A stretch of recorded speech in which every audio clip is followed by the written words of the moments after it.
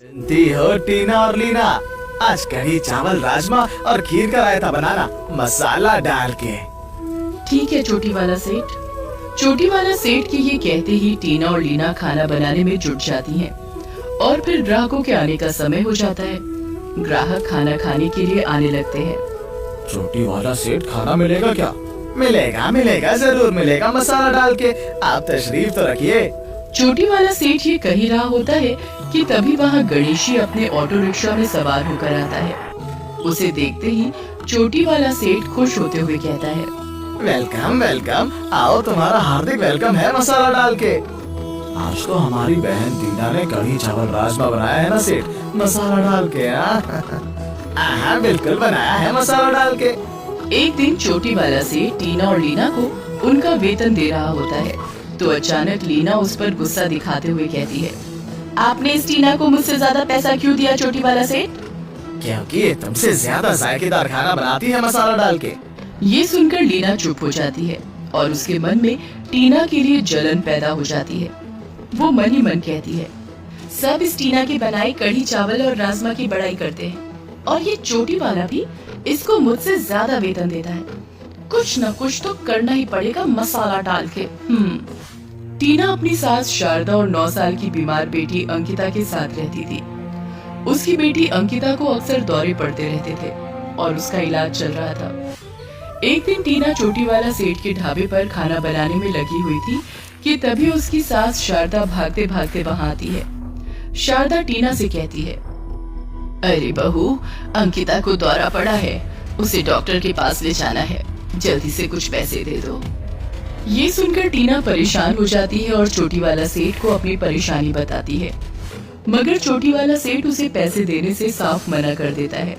मैं तुमको वेतन दे सकता हूँ, एडवांस में पैसा बिल्कुल नहीं दे सकता। मसाला डाल के मेरे पास काम करना है तो करो, वरना घर जाओ मसाला डाल के।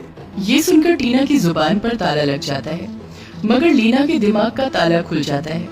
कुछ देर बाद छोटी वाला सेठ किसी काम से बाहर जाता है तो लीना मौका देखकर ढाबे के गले पर झट से हाथ साफ कर देती है।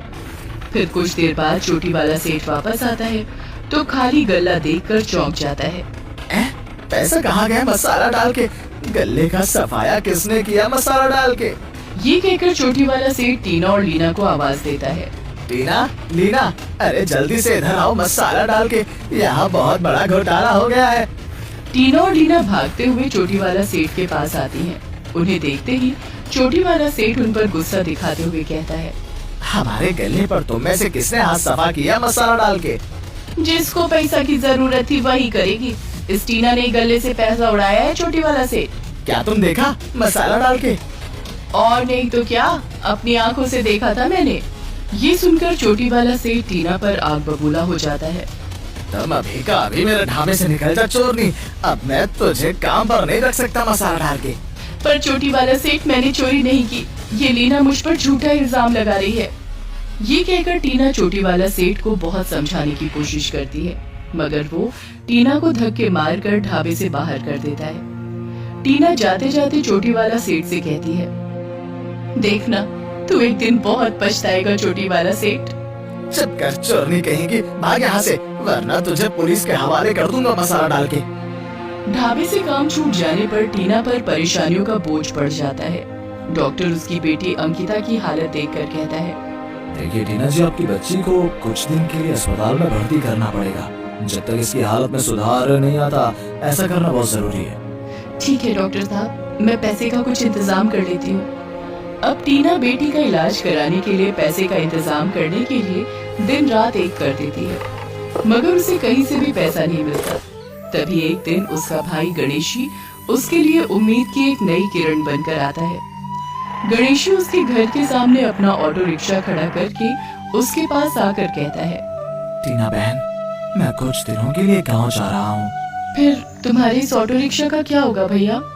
सोचता हूँ कि इसे गांव जाने से पहले बेच देता हूँ। ये सुनकर टीना गणेशी से कहती है, भैया क्या तुम इस ऑटो रिक्शा को मुझे नहीं दे सकते? मैं इसमें अपना छोटा मोटा ढाबा चला लूंगी। ऑटो रिक्शा में ढाबा?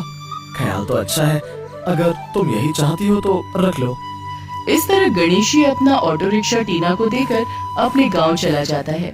और टीना अपने सोने के कुछ गहने बेचकर ऑटो रिक्शा में ढाबा बना लेती है।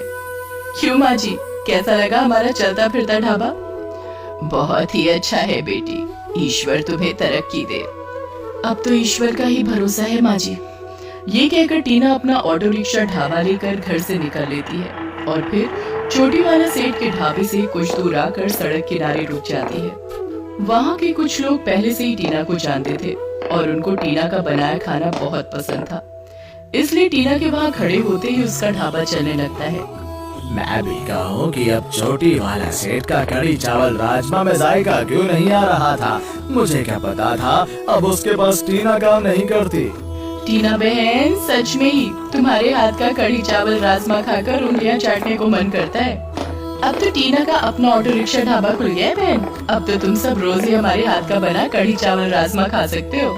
कुछ ही दिनों में टीना का ऑटो रिक्शा ढाबा चलने लगता है और लोग छोटी वाला सेठ का कढ़ी चावल राजमा खाना ही बंद कर देते हैं। टीना जैसे ही अपना ऑटो रिक्शा ढाबा लेकर आती, उसके आते ही ग्राहकों की भीड़ जमा हो जाती, जबकि छोटी वाला सेठ घंटों आंखें फाड़ फाड़ कर सड़क की तरफ देखता रहता। तब जाकर कोई भूला भटका ग्राहक उसे फंसता। इसलिए छोटी वाला सेठ अब टीना को काम से निकालकर पछतावा करने लगता है। मैंने टीना को काम से निकालने से पहले सोचना चाहिए था मसाला डाल के। उससे ज्यादा लजीज खाना तो शायद ही कोई दूसरा बनाने वाला मिले। धीरे धीरे टीना का ऑटो रिक्शा ढाबा और अधिक अच्छा चलने लगता है और उसके पास पैसा बरसने लगता है। पैसा आते ही वो 1 से 2 और 2 से पूरे 4 ऑटो रिक्शा ढाबे तैयार करके उन पर नौकर रख लेती है और उन्हें शहर के अलग अलग स्थानों पर खड़ा करने लगती है। इस तरह उसकी आमदनी चौगुनी हो जाती है। उधर छोटी वाला सेठ का धंधा बंद होने की कगार पर पहुंच जाता है, इसीलिए वो टीना के पास जाकर कहता है, ए टीना, तुम अपना मोबाइल ढाबा कहीं और जगह लेकर रखो ना, यहाँ मेरा ढाबा डिस्टर्ब होता है मसाला डाल के। क्यों छोटी वाला सेठ, मेरा ऑटो रिक्शा ढाबा जिस सड़क पर खड़ा है वो सड़क तेरे बाप की है क्या? वो तेरे बाप का भी नहीं है मसाला डाल के। मैं तो बस तुझे समझा रहा हूँ, मान जाओगी तो तुम्हारा ही भला होगा, वरना पछताओगी मसाला डाल के। छोटी वाला सेठ ये कहकर वहाँ से चला जाता है और फिर कुछ दिन बाद वो गांव के एक नामी गुंडे से मिलता है और उससे अपनी समस्या का समाधान करने को कहता है। देख लो शेरा, अगर तुम हमारा ही काम कर दोगे तो हम तुमको पूरा 1 खोखा देंगे मसाला डाल के। तेरा ये काम आज ही हो जाएगा छोटी वाला सेठ। ये कहकर शेरा अपने आदमियों से कहता है, चलो भाई गाड़ी तैयार करो, हमें उस कढ़ी चावल राजमा वाली के ऑटो रिक्शा ढाबे की बैंड बजा करानी है। उसके कहते ही गाड़ी तैयार हो जाती है और फिर शेरा अपने आदमियों के साथ टीना के ऑटो रिक्शा ढाबे पर पहुंचकर उसे धमकी देते हुए कहता है, ए ओ टीना वीना, क्या नाम है तेरा? अपने इस ऑटो रिक्शा की छोटी वाला सेठ से ढाबे से दूर लेकर जा, समझी? ये तो यही लगेगा, आपके कहने से मैं इसे कहीं और क्यों लगाऊं? टीना की इस बात पर शेरा बदमाश को उस पर बहुत गुस्सा आता है और वो अपने आदमियों से कहता है, चलो बे, अब और इंतजार मत करो, इसके ऑटो रिक्शा ढाबे को मिट्टी में मिला दो और ये आगे आए तो इसको भी फोड़ डालो। शेरा के ये कहते ही उसके गुंडे टीना के ऑटो रिक्शा ढाबे पर टूट पड़ते हैं और टीना बीच में आती है तो उसकी भी पिटाई कर देते हैं। वे कुछ पल में सब बर्बाद करके वहाँ से चले जाते हैं। सत्यानाश हो इन बदमाशों का, मेरा सारा ढाबा तोड़ डाला।